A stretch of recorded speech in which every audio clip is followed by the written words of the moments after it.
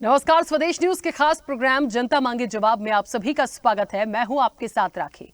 2024 की चुनावी चौसर में मुकाबला कांटे का माना जा रहा है। 5वें चरण का मतदान संपन्न हो चुका है। 8 राज्यों की 49 सीटों पर 57.41% मतदान हुआ, जिसमें कई दिग्गजों के भाग्य का फैसला ईवीएम में कैद हो गया।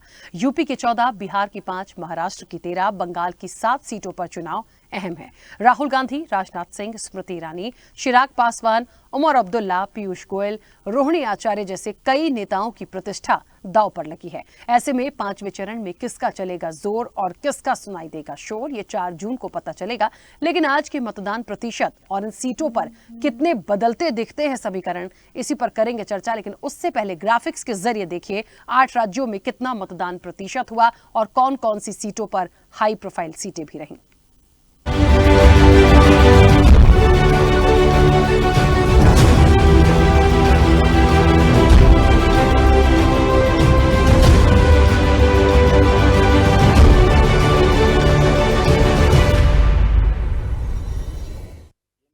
देश में 5वें चरण का कुल मतदान 57.41% रहा। उत्तर प्रदेश में 14 सीटों के लिए 57.68% मतदान हुआ। महाराष्ट्र में 13 सीटों पर 48.88% मतदान हुआ। पश्चिम बंगाल में 7 सीटों के लिए 73% मतदान हुआ। बिहार में 5 सीटों पर 52.55% मतदान हुआ। ओडिशा में 5 सीटों पर 60.72% मतदान हुआ। झारखंड में 3 सीटों पर 63% मतदान हुआ। जम्मू कश्मीर की 1 सीट पर 54.21% मतदान हुआ और लद्दाख की 1 सीट पर 67.15% मतदान हुआ। राजनाथ सिंह लखनऊ लोकसभा सीट, राहुल गांधी रायबरेली लोकसभा सीट, स्मृति ईरानी अमेठी, चिराग पासवान हाजीपुर और उमर अब्दुल्ला बारामूला लोकसभा सीट।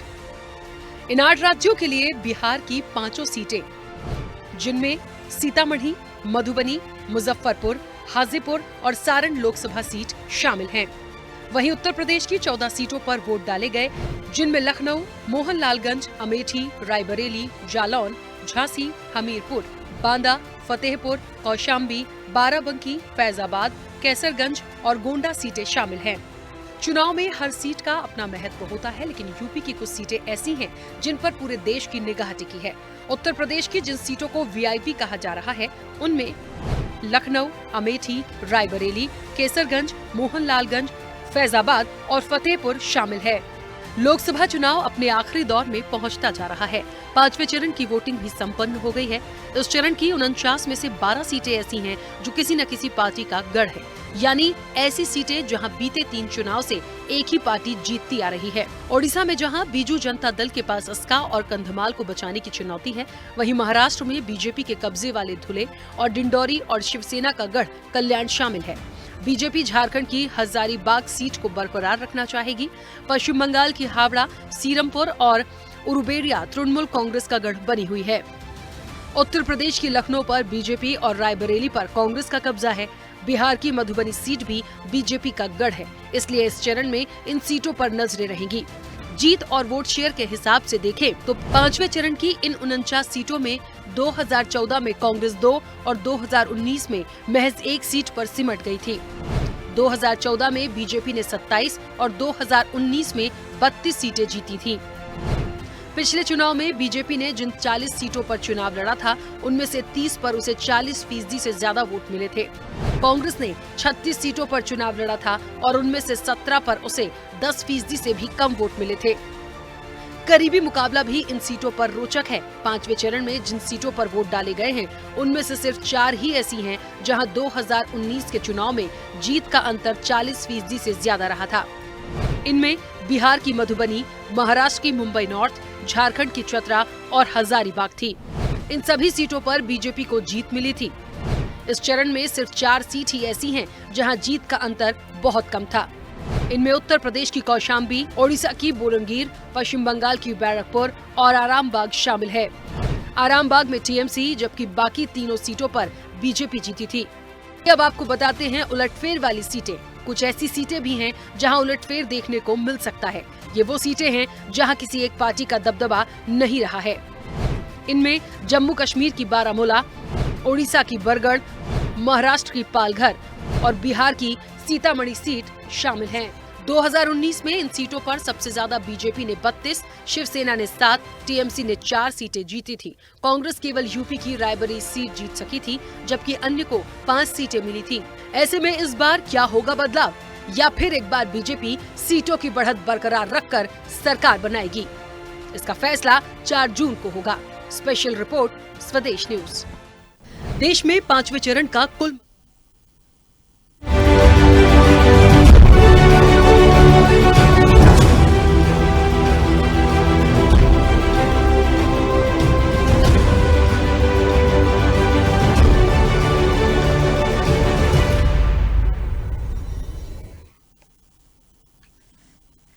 तो जाहिर तौर पर देखिए 5वां चरण प्रतिष्ठा का रण, निश्चित तौर पर कई हाई प्रोफाइल सीटें, चर्चित सीटें भी इस चरण में देखने को मिली थी। और उसके साथ साथ इस चरण को महत्वपूर्ण इसलिए भी कहा गया क्योंकि हम 5वें चरण में पहुंचे हैं और 5वें चरण के बाद मुझे लगता है 2 चरण और बाकी होते हैं।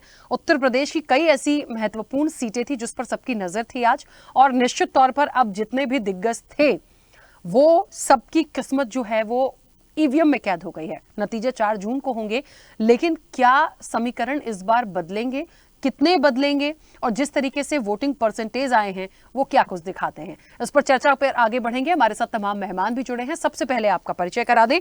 भारतीय जनता पार्टी का पक्ष रखने के लिए केसी जैन जी हमारे साथ जुड़े हैं। केसी जैन जी, बहुत स्वागत चर्चा में जुड़ने के लिए। कांग्रेस का पक्ष रखने के लिए अनिल शर्मा हमारे साथ जुड़े हैं। अनिल जी, आपका भी बहुत स्वागत है। पीडीपी का पक्ष रखेंगे फारूक इंकलाबी, जम्मू कश्मीर से हमारे साथ जुड़े हैं। फारूक इंकलाबी जी, आपका भी बहुत स्वागत है चर्चा में जुड़ने के लिए। टीएमसी का पक्ष रखने के लिए पश्चिम बंगाल से एहतेशाम उल हक हमारे साथ जुड़े हैं। एहतेशाम जी, आपका भी बहुत स्वागत है। और राजनीतिक विश्लेषक हैं कुमार राकेश। कुमार राकेश जी, आपका भी बहुत स्वागत है। चर्चा की शुरुआत सबसे पहले अनिल जी आपसे करना चाहती हूँ। मेरी आवाज पहुंच रही है? जी हाँ अनिल जी, चर्चा की शुरुआत आपसे इसलिए भी करना चाहती हूं मैं क्योंकि मुझे लगता है आज जितनी भी सीटें महत्वपूर्ण थी, मतदान हुआ और एक वोटिंग परसेंटेज जो ओवरऑल अब तक जो निकल कर आया, 7 बजे का हमने लास्ट एक अपडेट दिखा 57.41%। ठीक है, बहुत ज्यादा मैं ये भी नहीं कहूंगी कि बहुत अच्छा है या बहुत बुरा है, ठीक है। पिछली बार भी लगभग ऐसे ही कुछ आंकड़े सामने आए थे।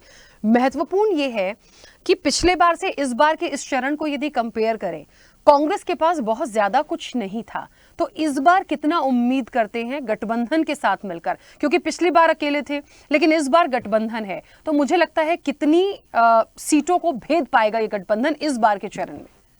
देखिए राखी जी, बहुत ज्यादा परसेंटेज ना होना इस बात प्रमाणित नहीं है कि किसका वोटर ना किसका नहीं।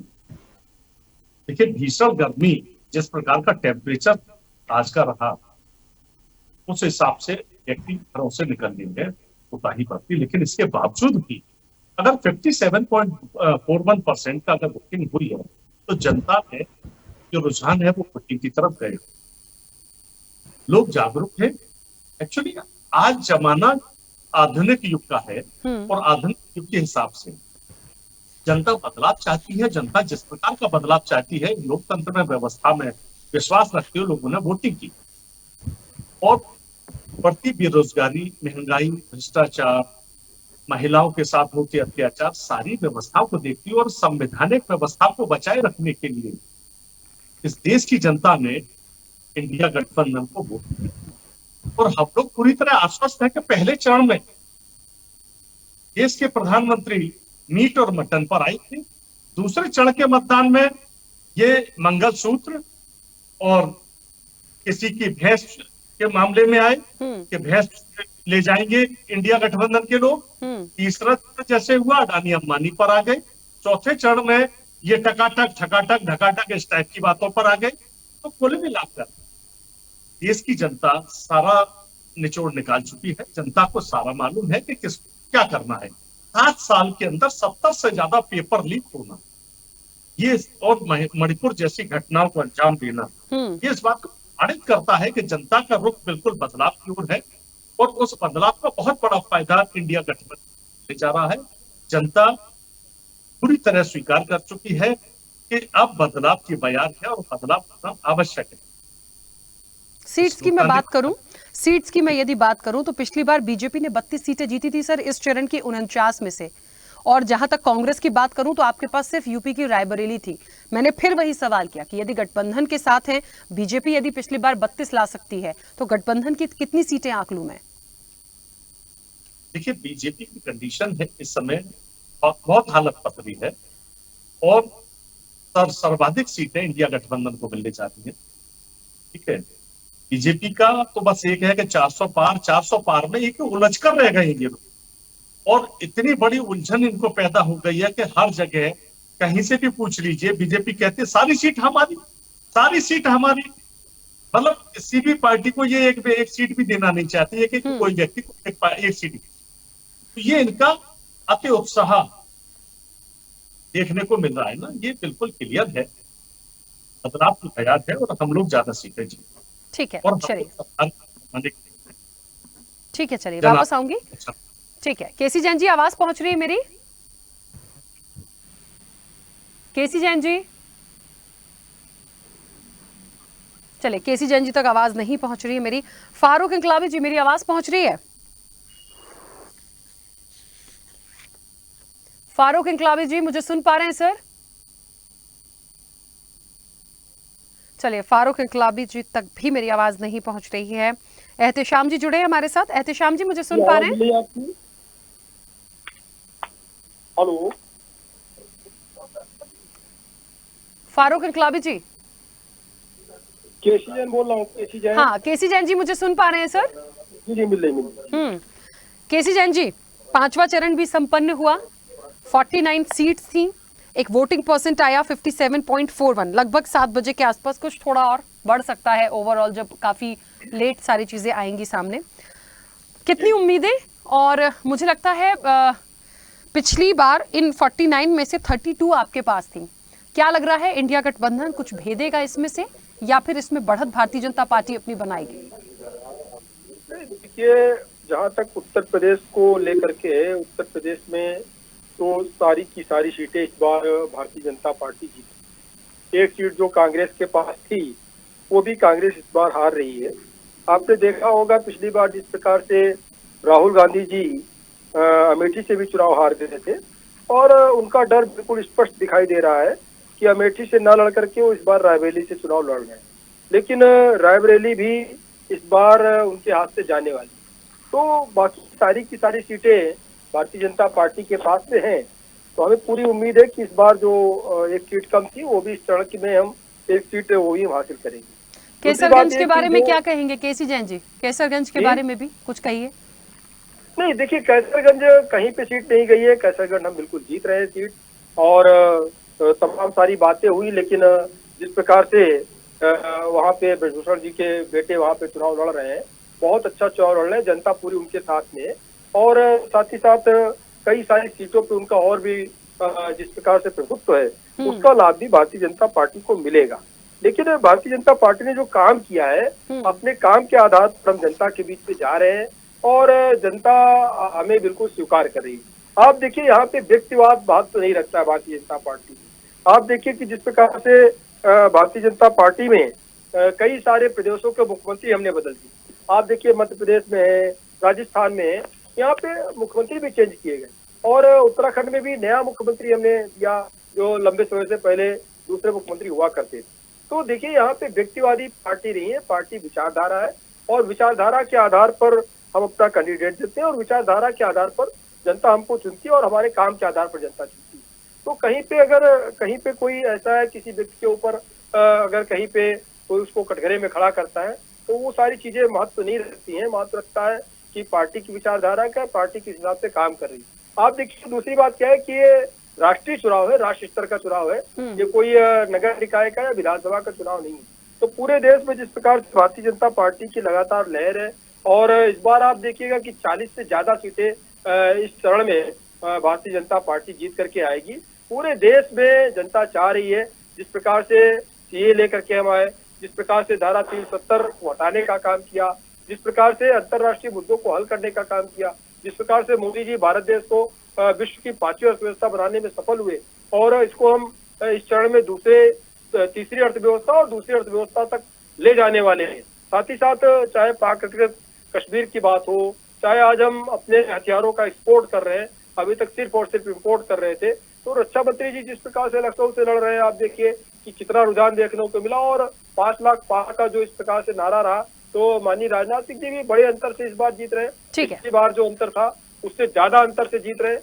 तो अमेठी और रायबरेली की बात करें या लखनऊ की बात करें या कैसरगंज की बात करें, तो या बाराबंकी की बात करें, आप देखिए सब जगह पे भारतीय जनता पार्टी लगातार बढ़त पे दिखाई दे रही है।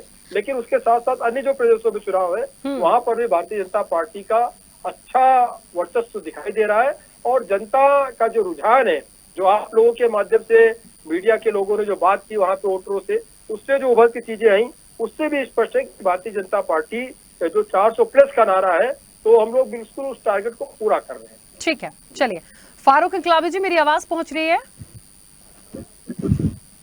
चलिए, हमारे साथ कनेक्ट नहीं है। एहतेशाम जी, मेरी आवाज पहुंच रही है आप तक? क्या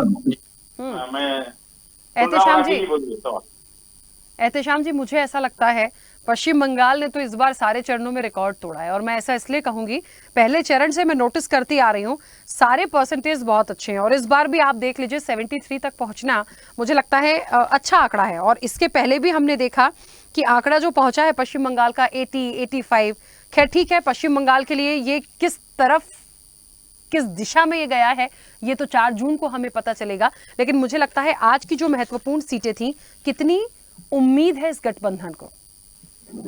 राखी जी, आज की जो हमारे पूरे समझ लिए भारतवर्ष में 49 सीटों पर 5वें चरण के मतदान समझ लिए बहुत ही शांतिपूर्वक और बहुत ही उल्लास से हमारे भारत के हर एक नागरिक ने दिए। जो हमारे राज्य में 7 सीटों पर मतदान बहुत ही अच्छे ढंग से हुआ है। हम समझते हैं कि 75% से ऊपर बंगाल की वोटिंग परसेंटेज रही है। तो मैं आपको एक बात बता दूं कि देखिए, भारतीय जनता पार्टी जो पहले फेज से उनका स्लोगन था कि अब की बार 400 के पार, तो ये कहीं न कहीं हमारी जनता, जो बंगाल की जनता और भारत की जनता, जो एक पार्टी ऐसी पार्टी की धर्म को लेकर के सिर्फ पूरे हिंदुस्तान और पाकिस्तान की बात करते हैं, मंदिर और मस्जिद की बात करते हैं, ना कि विकास की बात नहीं करते हैं, तो उनके अगेंस्ट में, इसलिए कि सबसे बड़ा मंदिर देखिए हमारा पेट है, जिसमें 3 टाइम की रोटी की आवश्यकता होती है।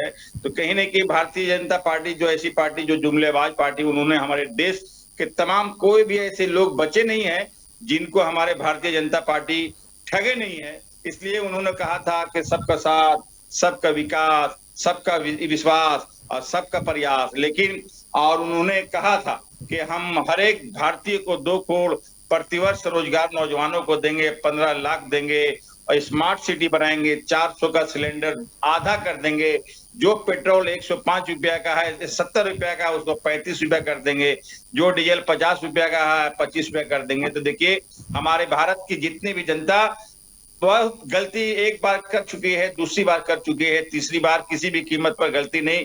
और ये बदलाव की समझ लिए है, ये जो वोटिंग हुई है आज 5वें चरण की, ये भारत की बदलाव है। इसलिए हमारे नरेंद्र मोदी जी कहते हैं कि मैं क्या हूं, मैं तो गरीब हूं, मैं झोला उठाऊंगा चला जाऊंगा।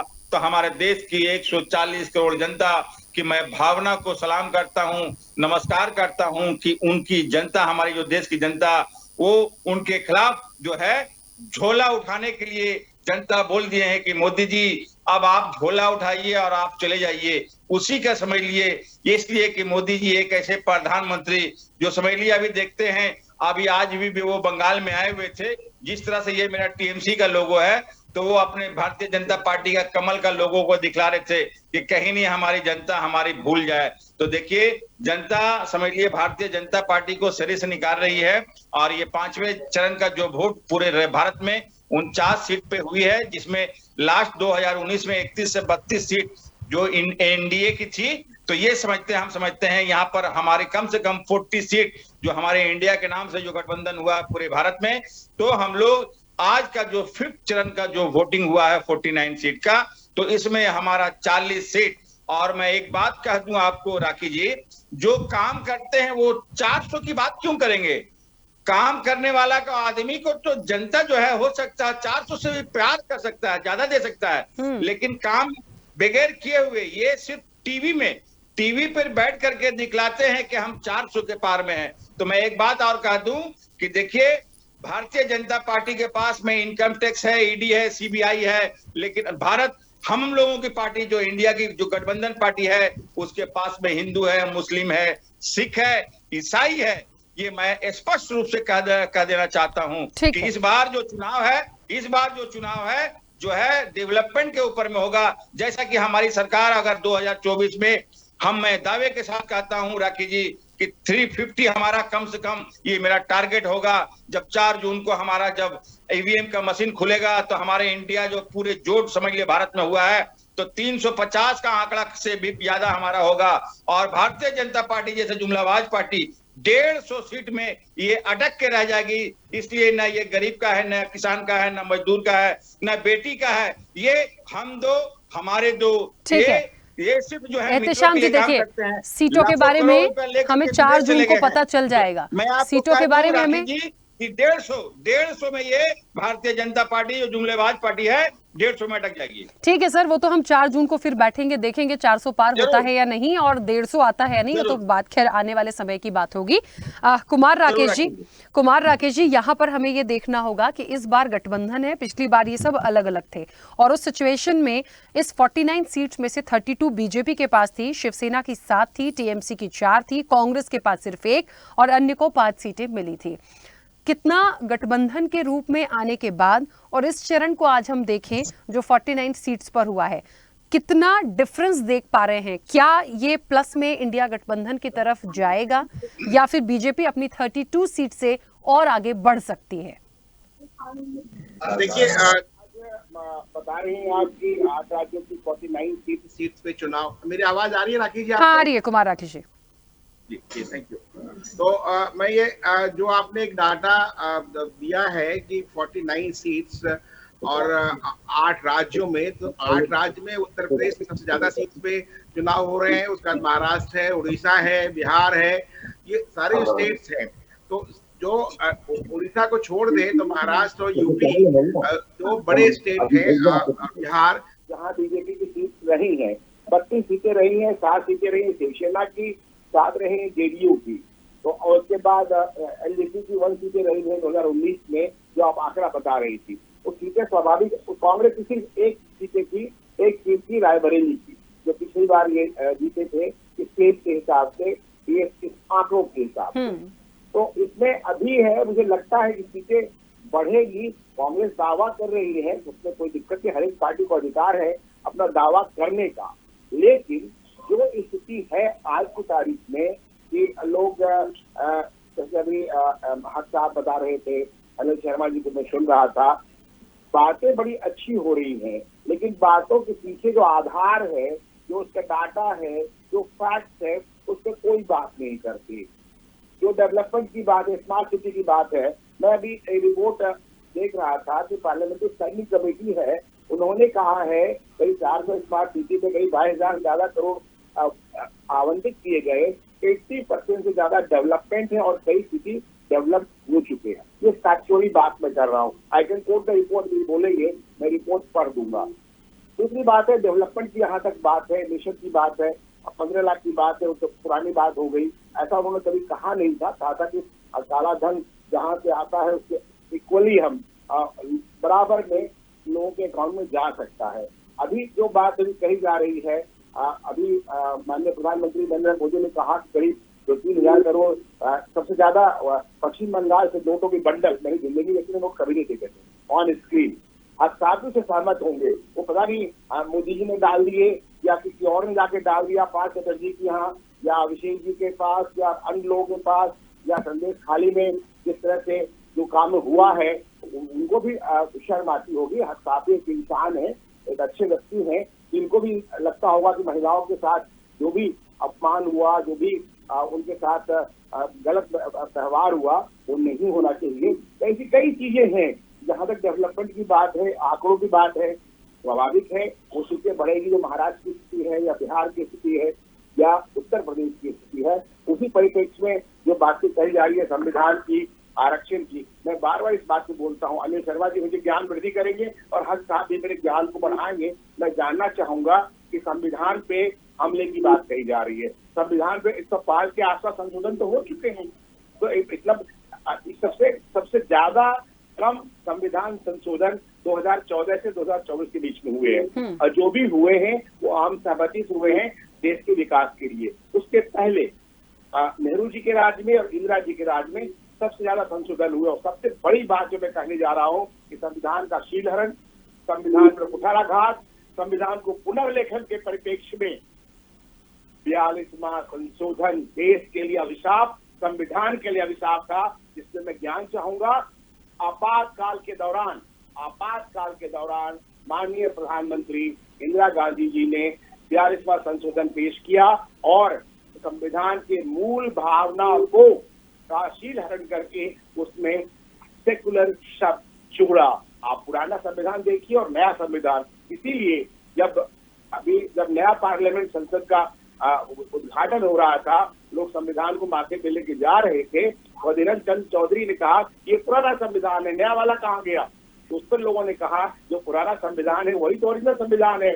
सेकुलर शब्द जो है संविधान का हिस्सा नहीं था, जो माननीय बाबा साहब अम्बेडकर, डॉक्टर राजेंद्र प्रसाद और तमाम मनीषियों ने मिलकर बनाया था। तो वो क्यों किया गया, किस परिस्थिति में किया गया, उससे देश को कितना फायदा हुआ? मैं कहूंगा उसके बाद देश का चेहरा चरित्र चाल बदल गया और देश को एक विभाजनकारी रास्ते पे छोड़ा इंदिरा जी ने। मैं इस पर घंटों बात कर सकता हूँ, मेरे पास फैक्ट्स है, मेरे पास डाटा है। जहां तक आरक्षण की बात है, आरक्षण माननीय बाबा साहब अम्बेडकर के प्रयास से नेहरू जी के बोलने ना बोलने के बाद 10 साल के लिए किया गया था। आज 75 साल हो गए।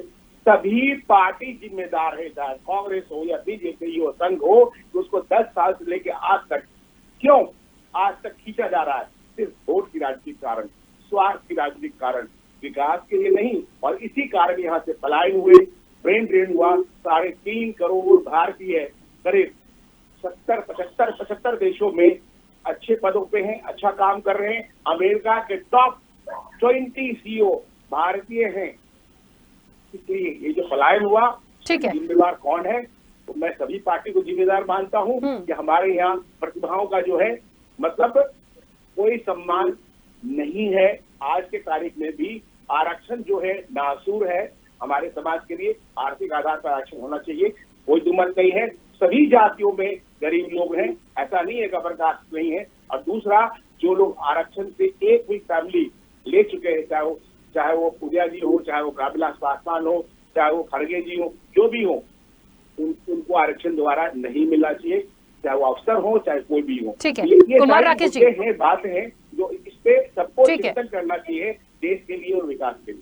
पीडीपी का पक्ष रखने के लिए मोहित वान हमारे साथ जुड़ गए हैं। मोहित जी बहुत स्वागत चर्चा में जुड़ने के लिए। मेरी आवाज पहुंच रही है? जी आ रही है आपकी। मोहित जी, मुझे लगता है आज जिस तरीके से 49 सीट्स पर वोटिंग हुई, संपन्न हुई, 5वां चरण संपन्न हुआ है, और जम्मू कश्मीर की मैं बात करूं तो एक वोटिंग परसेंटेज निकल कर आता है 54.21। ठीक है, अच्छी बात है। कितनी उम्मीद जम्मू कश्मीर से? और मैं यदि कैंडिडेट की बात करूं तो निश्चित तौर पर ये जो सीट है यहाँ से ये कहीं ना कहीं चर्चित सीटों में थी, क्योंकि एक हाई प्रोफाइल सीटों में नाम निश्चित तौर पर यहाँ जो आया वो उमर अब्दुल्ला का भी आया। तो क्या एक उम्मीद लग रही है जम्मू कश्मीर में इस बार? क्या देखिए, मैं कौन जीतेगा कौन हारेगा ये एक बड़ी बात की बात है, लेकिन एक चीज जो बहुत जरूरी है, बहुत महत्वपूर्ण है, बहुत अहम है इस चीज के अंदर कि लोग जो है वो बड़े खुले दिल से वोट डालने के लिए बाहर आ रहे हैं। हमने ऐसा वोटिंग परसेंटेज आज से कोई 32-33 साल पहले देखा है। बिल्कुल 96 में, ऑलमोस्ट 28 साल पहले देखा है 1996 में, जब 1989 के बाद 1996 में पहली बार इलेक्शन हुए थे। तो एक गैप था 5-6 साल का। वैसे ही आज दोबारा असेंबली इलेक्शन 2013 में हुए हैं, उसके बाद एब्रोगेशन हो गया, पार्लियामेंट इलेक्शन हुए, बाइकॉट था माहौल। तो आज लोगों ने देखा कि वो कैसे मिसरिप्रेजेंट हो रहे हैं पार्लियामेंट के अंदर, है ना। कोई ऐसे लोग चले गए पार्लियामेंट के अंदर, या बाकी जो यहाँ पे लोकल लेवल के इलेक्शंस हुए उसके अंदर बाइकॉट में ऐसे लोग आए जो कश्मीरीज को मिसरिप्रेजेंट कर रहे थे, जो उनकी जो आकांक्षाएं हैं, जो उनकी आशाएं हैं, उनकी जो रिप्रेजेंटेशन है उनकी तर्जुमानी नहीं कर रहे थे। तो मैं समझता हूं कि इस चीज के खिलाफ लोग अपना सही नुमाइंदा चुनने के लिए बाहर आए हैं। और जो मिस रिप्रेजेंट वो हो रहे थे पार्लियामेंट में, उसको बदलने के लिए वो बाहर निकल रहे हैं। और मैं समझता हूँ कि वो अपने जो उनको लगता है 5 साल से 2019 के बाद किस पार्टी ने, किस कैंडिडेट ने, किस पार्टी के लीडर्स ने उनकी बात जो है बिना डर बिना खौफ बड़ी बेबाकी के साथ की है, उसको वो बढ़ चढ़ के वोट डालेंगे और पार्लियामेंट में भेजेंगे। अच्छा, एक बात बड़ी महत्वपूर्ण है, देखिए ये बात तो सच है, मैं इस चीज को मानती हूँ। एक आपने बताया कि इतने वक्त बाद, पिछली बार तो 34.6% वोटिंग हुई थी 2019 में, और मुझे लगता है कि इस बार यदि 54 और उससे ऊपर यदि पहुंचे हैं, 54.21 पे पहुंचे हैं, निश्चित तौर पर एक बड़ा ग्राफ है, बड़ी बढ़त है कि लोगों ने इतना इस सीट पर जाकर वोट डाला। अच्छा, एक बात और है, आज कई सीटों पर हमने कुछ ऐसे तथ्य भी देखे हैं मोहित जी कि उलटफेर वाली सीटें, जिसमें हमें लग रहा है कि कुछ उलटफेर हो सकता है, जिसमें से एक जम्मू कश्मीर की बारामूला भी थी। और यदि वोटिंग परसेंटेज इतना बढ़ा है, मतलब पिछले बार से कंपेयर करें, तो मुझे लग रहा है इस सीट पे उलटफेर मान लिया जाए। देखिए, वो तो जनता जनार्दन है, वो क्या फैसला करेगी। लेकिन बात हमारी जो बार बार मैं अलग अलग चैनल्स को, आज आपके चैनल पे भी ये बता रहा हूँ मैं आपको, कि जो ये इस बार का इलेक्शन है, जो इस बार के मुद्दे हैं, जिस तरीके से जम्मू कश्मीर को दिखाया गया कि हर एक फैसला जो दिल्ली ने यहाँ 5 अगस्त 2019 के बाद में लिया है, वो हर फैसला जम्मू कश्मीर के लोगों को एक्सेप्टेबल है, उनको मान्य है। चाहे वो जम्मू के लोग हैं, वो चाहे रजौरी पुंछ के लोग हैं, चाहे वो डोडा चिनाब वैली के लोग हैं, चाहे वो कश्मीर के लोग हैं। तो आज जो लोग हैं वो बढ़ चढ़ के इसलिए निकल रहे हैं वोट डालने के कि वो अपना फैसला सुनाना चाहते हैं कि आपके जो 5 अगस्त के बाद के फैसले हैं, वो अलग अलग फैसलों के साथ हमारी आवाज नहीं है। मैं समझता हूँ कि वो एक अहम चीज है जो निकल के आ रही है। और जो नॉर्थ कश्मीर की सीट की आप आज बात कर रहे हैं, नॉर्थ कश्मीर में वोटिंग परसेंटेजेस बाकी जम्मू कश्मीर की सीटों से वैसे भी थोड़ा परसेंटेज ज्यादा ही रहता था। अगर कहीं पे 5%, 10%, 20% वोटिंग होती थी, तो नॉर्थ कश्मीर में वोटिंग परसेंटेज हमेशा ज्यादा रहता था। तो इस बार और वो आगे बढ़कर निकल रही है, जिसका मतलब ये लोग हैं कि लोगों ने अपने दिमाग में ये डिसाइड कर लिया है कि हम उस पार्टी, उस लीडर को वोट डालने जा रहे हैं, और जो कि बेबाकी के साथ पार्लियामेंट में उनकी नुमाइंदगी करेंगे, बाकी के साथ पार्लियामेंट में उनकी जज्बातों की कदर करते हुए उनकी बात वहां पे रखेंगे। तो मैं समझता हूँ, देखते हैं क्या है। अभी तक श्रीनगर पार्लियामेंट सीट में वोटिंग हुई, करीबन 38% वोटिंग श्रीनगर पार्लियामेंट सीट में हुई, जो कि बहुत बड़ी है। हमारी पार्टी के साथ एक नया यूथ जुड़कर आया, बड़ा लोगों का प्यार मिला, नौजवान बहुत बड़ी बड़ी तादाद में हमारे रोड शोज में आए। तो अब मैं समझता हूं कि उनको कहीं ना कहीं ये लग रहा है कि पीपल्स डेमोक्रेटिक पार्टी उनकी बातों की, उनकी जज्बातों की, उनकी असलियत, उनकी परेशानियों की बात उनको पिछले 5 साल में पार्लियामेंट से बाहर रह के करती आई है। और मैं उम्मीद करता हूं कि उन्होंने हमारे कलम दवात को, हमारा जो निशान है, उसको बटन दबा के हमें कामयाब बनाएंगे। चलिए, ये तो खैर आने वाले समय की बात होगी निश्चित तौर पर, लेकिन मुझे लगता है बेहद महत्वपूर्ण। और कहते हैं ना कि कुछ सीटों पर कभी देखा नहीं हो जब इतनी हाई वोटिंग, तो ऐसा लगता है कि हाँ, कुछ मतलब लोगों ने उत्साह तो दिखाया, चाहते हैं, वो कुछ चाहते हैं ऐसा कैंडिडेट कि कोई ना कोई चीजें बहुत अच्छी होके निकले। और अच्छा लगता है, वोटिंग के लिए तो सभी की अपील रहती है ज्यादा से ज्यादा वोट करें। ठीक है अनिल जी, मुझे लग रहा है मैं फिर से एक बार कांग्रेस पर आऊंगी और इस गठबंधन पे आऊंगी। जहां तक मुद्दों की बात है, मुद्दों को हम शुरू से सोच रहे हैं, उस पर बात हो रही है, उस पर बात करने के लिए फोर्स भी होता है, लेकिन वो गायब थे 5वें चरण तक। ये बात सच है, बहुत सारी चीजें इधर उधर गई हैं, लेकिन जहां तक पब्लिक का एक मन होता है, या कह लीजिए एक परसेप्शन होता है, हम कई बार बहुत सारी चीजों को देख रहे हैं, वो बेहद महत्वपूर्ण होगा।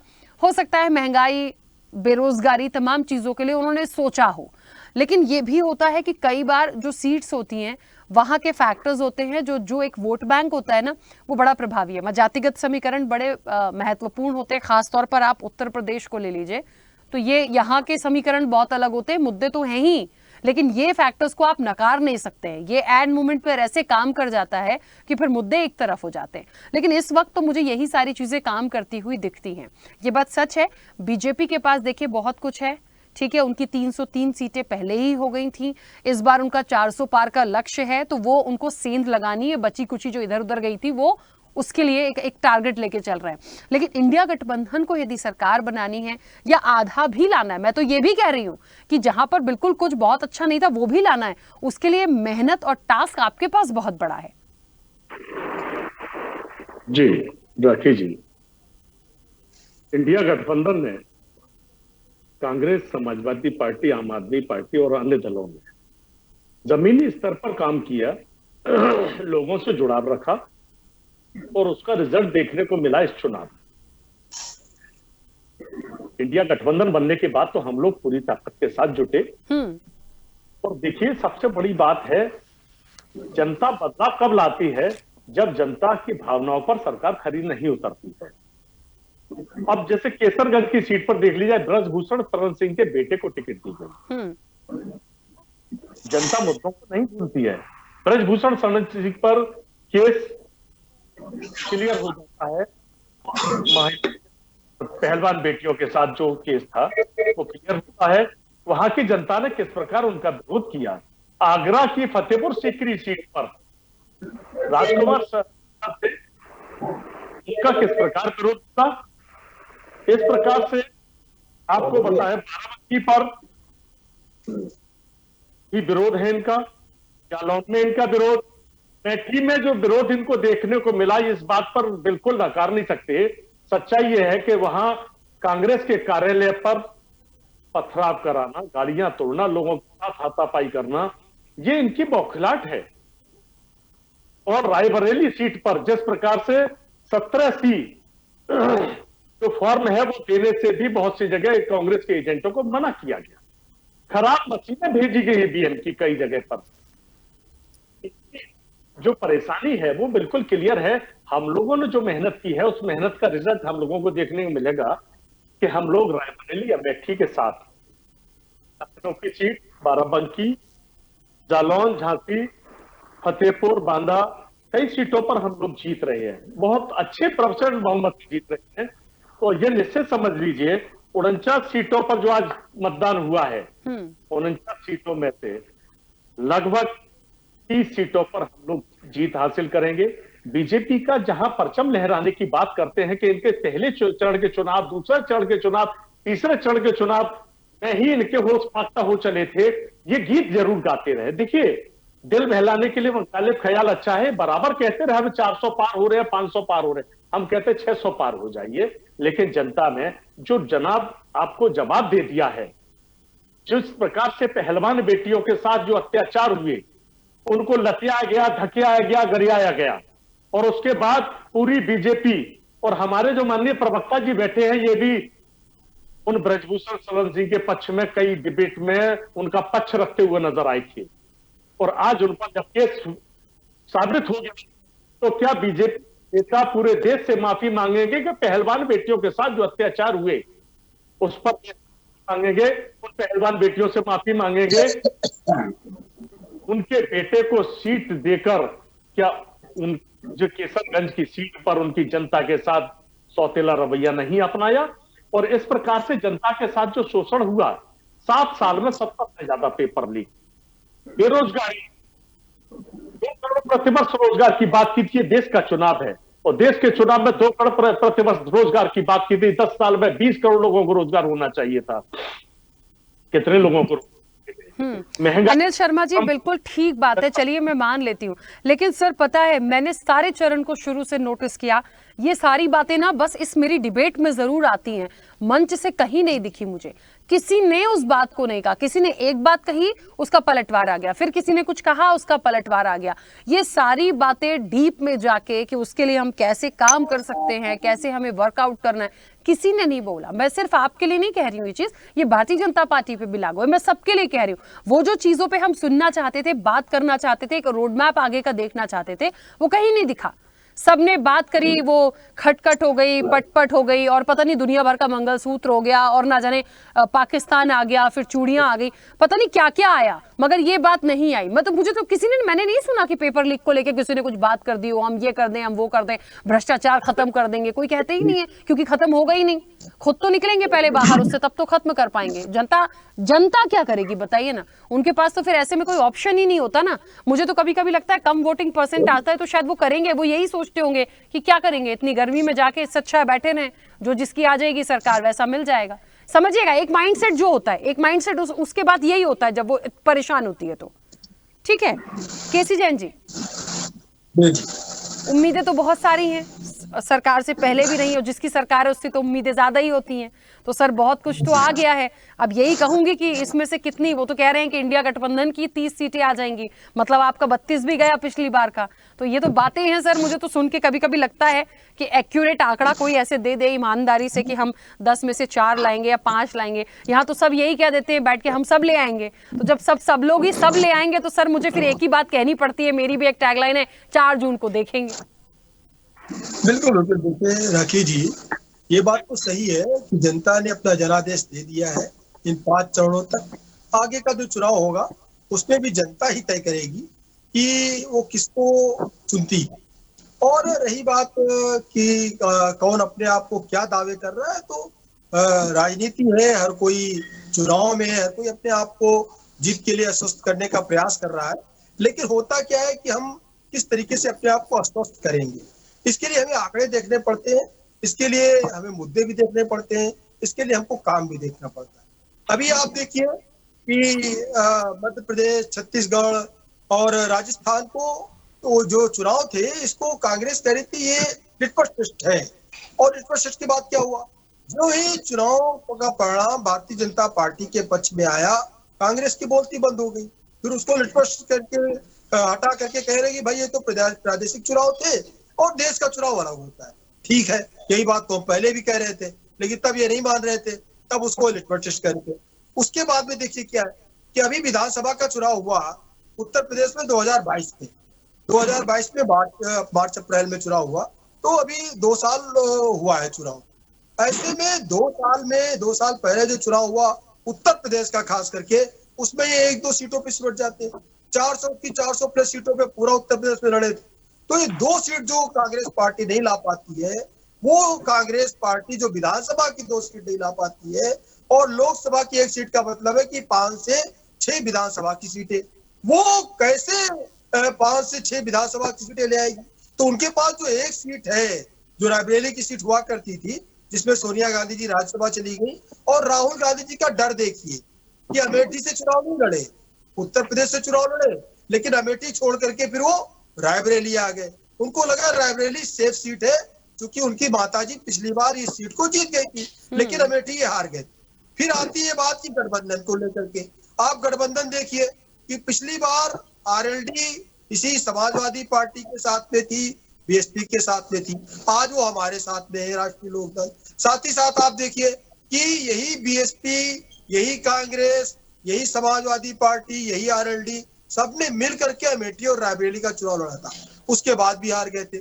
इतना ही नहीं, कई सारी सीटों पे कांग्रेस ने भी अपने कैंडिडेट नहीं दिए थे। ये अलग बात थी कि कांग्रेस का गठबंधन नहीं था, लेकिन बीएसपी और समाजवादी पार्टी का गठबंधन था। साथ ही साथ कई सारी सीटों पे कांग्रेस ने प्रत्याशी नहीं उतारे थे। उसके बाद में भी समाजवादी पार्टी अपने परिवार की सीटें हार गई थी, चाहे अच्छा जी हो, डिप्पल जी हो, धर्मेंद्र जी हो। उसके बाद में आज की अगर आप पूरी गणित देखिए, तो आज की गणित में ये कहां पे फिट बैठता है कि ये 1 से अधिक सीट पे कहीं से जीत रहे उत्तर प्रदेश में। और रही बात ये कि आपने अभी जम्मू कश्मीर की बात की, जम्मू कश्मीर में जब पिछला लोकसभा चुनाव था, उस समय पर क्या था कि जम्मू कश्मीर में धारा 370 नहीं हटी थी, अलगाववादियों पे कार्रवाई नहीं हुई थी। जो लोग अलगाववादियों का पालन पोषण कर रहे थे, जो लोगों ने धारा 370 हटने का विरोध किया, क्या लगता है कि जनता उनके साथ आज खड़ी होगी? बिल्कुल नहीं खड़ी होगी।